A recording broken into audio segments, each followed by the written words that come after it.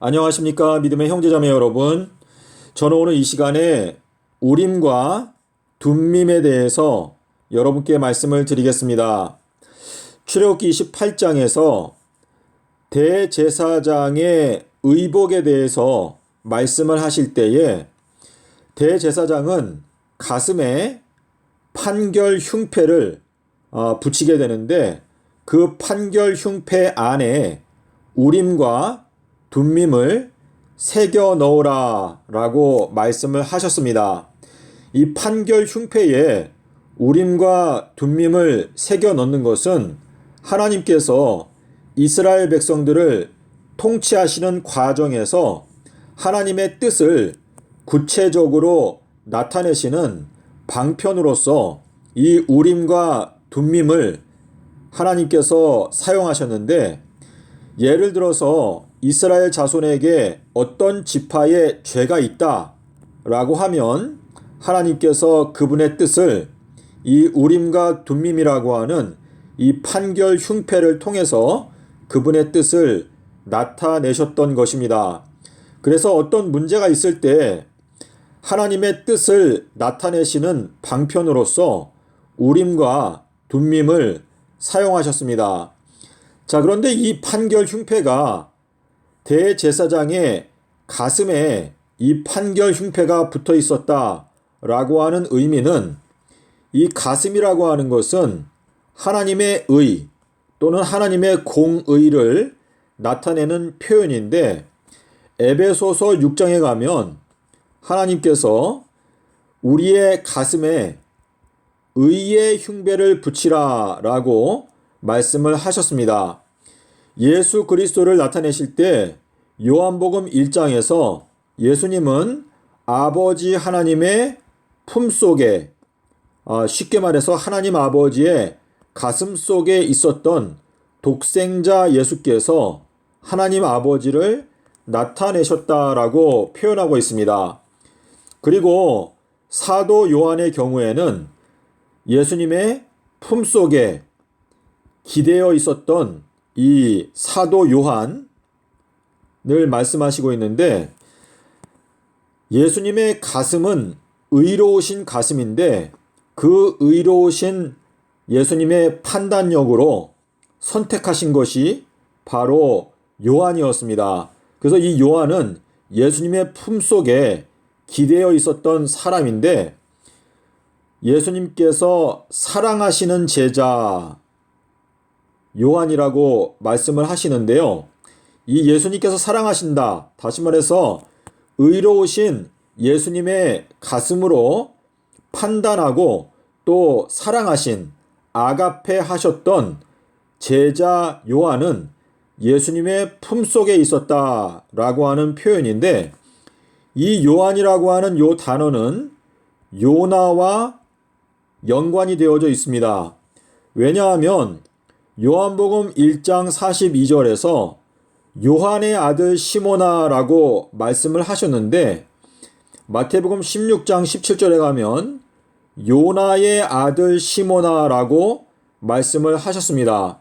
이것은 예수님께서 그분의 의로우신 판단력으로 요한을 선택하셨는데, 그 요한이 그분의 가슴 속에 있었고 그를 사랑하셨다라고 하는 그 표현은, 요한은 비둘기의 성령을 받은 자로서 계시록 4장 1절에 가면 내가 하나님의 성령에 감동이 되었을 때 열린 문을 보게 되었고 하나님의 보좌가 나의 눈에 보이게 되었다라고 하는 말씀을 통해서, 요한은 비둘기의 성령을 받음으로 말미암아 예수님의 품속에 기대어서 지낼 수 있는 특권을 누리게 되었다라고 하는 의미가 여기에 함께 들어있는 것입니다. 자, 우리 우림과 둠밈 요 두 가지 단어의 뜻은, 우림이라고 하는 것은 하나님의 광채 또는 빛을 뜻합니다. 그리고 둠밈이라고 하는 요 단어는 완전을 뜻합니다. 완전. 그래서 아가서 6장 9절에서 나의 비둘기 완전한 자야 라고 말씀하실 때 이 완전이라고 하는 단어는 바로 둠밈이라고 하는 단어에서 요 탐이라고 하는 단어가 완전이라고 하는 단어인데 요 단어가 바로 아가서 6장 9절에서 나의 비둘기, 나의 요나, 완전한 자야 라고 말씀을 하실 때 사용하신 단어입니다. 마태복음 5장 48절에서 하나님 아버지의 완전하심과 같이 너희들도 완전하라 라고 말씀을 하셨는데요. 주님께서는 이 완전이 셋째 날에 성취가 된다라고 말씀을 하셨습니다. 자, 이 셋째 날은 새 예루살렘이 내려오게 되는 3030년을 말하는 것인데 이 3030년에 새 예루살렘, 다시 말해서 완벽한 도성, 완전한 도성이 이제 3030년도에 시작이 된다라고 하는 것을 말씀하시는 것입니다. 자, 우리가 사무엘상 14장에 가면은요. 이때에 사울과 또 그 이스라엘 백성들과 요나단도 이 블레셋과 전쟁을 하고 있었는데 이때 요나단이 자기의 지팡이 끝, 자, 이 끝이라고 하는 것은요. 아모스 8장 1절과 2절에 나오는 끝, 캐츠 또는 여름 광주리라고 하는 단어와 같은 단어인데요. 지금 지팡이 끝으로 이 꿀이라고 하는 것은 히브리어로 다바시인데 이거는 하나님의 말씀을 뜻합니다. 잠언서에도 보면 내 아들아 꿀을 먹으라 이것이 좋으니라 라는 것은 하나님의 말씀을 뜻하는 것인데요. 요나단이 지팡이 끝으로 꿀을 찍어서 먹었더니 눈이 밝아지게 되었다라고 하는 이 표현은 영적인 의미로서 하나님의 말씀을 이 지팡이라고 하는 것은 히브리서 1장에서 말하는 대로 하나님의 나라의 지팡이는 곧은 지팡이이다 라고 하는 말씀과 이 지팡이는 삼낮 삼밤 땅속에서 요한복음 1장 23절을 뜻하는 것인데요. 그 요한복음 1장 23절에 나타난 주의 길을 곧게 하라. 그 말씀과 요나의 표적을 이용해서 하나님의 말씀을 이제 찍어 먹게 될 때 이 끝이라고 하는 것은 이 지구 역사의 마지막 끝을 말하는 것인데 이 지구 역사의 마지막에서 재림전 7년이 끝이라고 말씀을 하셨는데요. 이 마지막 끝에서 하나님의 말씀을 이용해서 삼낮 삼밤 땅속에서라고 하는 말씀을 먹어보니까 눈이 밝아지게 되었다. 이것은 요한복음 9장에서 말씀하시는 날 때부터 소경이 어떻게 눈을 뜨게 되었는가 하는 것을 보게 되면 진흙, 자, 이 진흙이라고 하는 히브리어 단어를 살펴보게 되면은요, 나귀, 또 이 진흙이라고 하는 단어와 포도주가 또 연관이 되어져 있습니다. 그래서 이 눈이 밝아지게 되었던 그 날 때부터 소경이었던 사람이나 여기에서 요나단이 눈이 밝아졌다라고 나오고 있는데 이때 사울이 하나님께 여쭤보기를 주여 둠밈 완전을 우리에게 나타내소서라고 기도했을 때 그때 제비를 뽑았는데 요나단이 뽑히게 되었습니다. 자, 이때 사실 사울은 요나단을 죽이려고 했는데요. 백성들이 요나단이 하나님의 전쟁에서 큰 그 공적을 이루었는데 어떻게 요나단을 죽입니까? 말도 안 됩니다. 해서 요나단을 죽이지 않았는데요. 이 사무엘상 14장 41절에 나오는 요 내용을 저희가 원문을 살펴보게 되면 주여 둠밈, 여기 둠밈이라고 하는 단어가 나오거든요. 둠밈을 우리에게 나타내소서 했을 때 결국에는 요나단이 뽑히게 되었습니다. 그런데 이 요나단이라고 하는 요 히브리어 단어는 제가 다른 영상에서도 말씀을 드렸는데 이 요나단이라고 하는 단어는 히브리어로 두 가지로 표기를 할 수가 있습니다. 그 중에 하나가 여우나 탄입니다. 탄. 자, 여우나라고 하는 것은 요건 비둘기를 뜻하고, 그리고 여기 뒤에 탄은요, 요거는 선물입니다. 선물. 그래서 요 비둘기의 선물이라고 하는 뜻인데, 사무엘상 14장 41절 42절에 나타나 있는 이 요나단이라고 하는 단어는 제가 여기 기록한 여우나탄이라고 기록이 되어져 있습니다. 자, 그래서 이 여우나탄 말고 또 하나는요, 여호와 나탄인데, 여호와 그리고 탄 이렇게 되어 있습니다.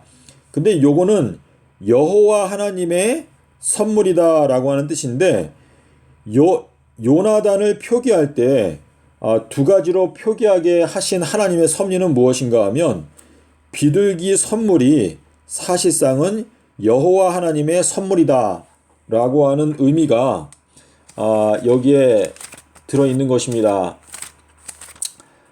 제가 지금 다시 한번 살펴보고 있는데요. 14장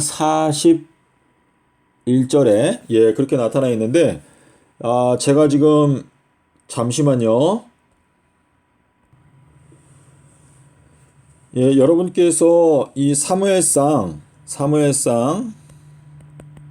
14장 6절에 가면은 여기에는 여호와 탄, 얘가 제가 지금 나탄, 여호와 나탄이라고 이렇게 기록이 되어져 있는데요. 여러분께서 아시는 대로 나단 선지자를 아시죠? 나단 선지자는 하나님의 선물이다라고 하는 뜻인데, 지금 요나단을 여호와 나탄이라고 하는 것은 여호와께서 선물하시는데, 요 밑에 41절 42절에 가면 여우나탄이라고 합니다. 여우나탄. 이거는 요거는 비둘기고, 비둘기가 선물했다라고 하는 뜻인데, 예수님은요, 비둘기의 선물이셨습니다. 다시 말해서 하나님 아버지의 비둘기와 같은 거룩한 성령이 예수님께 내려와서 그 예수님 위에 거하였다. 그래서 예수님께서 비둘기의 선물이신데, 그것은 바로 여호와 나탄, 여호와께서 주신 선물이다 라고 하는 그러한 의미가 되겠습니다.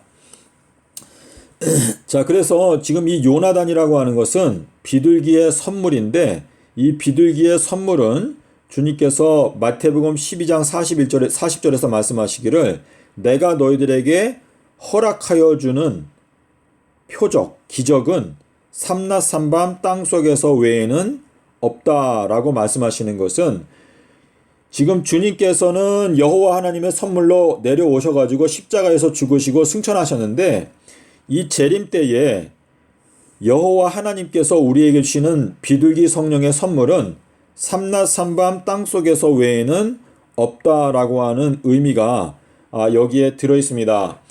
우리가 이 우림과 둠밈에 대해서 이 구약 성경 전반적으로 살펴보게 되면 굉장히 더 깊은 교훈이 있는데요. 에스라 제사장 때하고 또 느헤미야 때에, 그때에 이 예루살렘의 성벽을 건축하고 그리고 성전을 다시 복원하는 그러한 일들이 있었는데, 요 내용에 보면은요, 에스라도 그렇고 느헤미야도 그렇고 여러분께서 어디를 보시는가 하면 느헤미야 7장 65절하고 그리고 에스라서 2장 63절에 보면 우림과 둠밈을 가지고 있는 제사장이 일어나게 될 때까지는 너희들은 성소 안에 있는 지성물을 먹지 말라라고 하는 그 명령을 하는 내용이 나옵니다. 그래서 하나님께서 이 마지막 때에 우림과 둠밈을 나타내시는 때가 이 마지막 끝부분인데, 주님께서 이 재림이 가까워 오는 이때에 주님께서 우리들에게 보혜사 성령의 은혜를 통해서 우림과 둠밈의 이 진리의 말씀을 우리에게 나타내시고, 또한 대제사장을 선택하실 것인데, 이 대제사장은 히브리서 3장과 5장에 보면 이 대제사장은 바로 엘리야의 사명을 맡게 되는 자, 그 엘리야의 사명을 맡게 되는 자가 사실은 장로 직분을 맡게 되는 것인데요.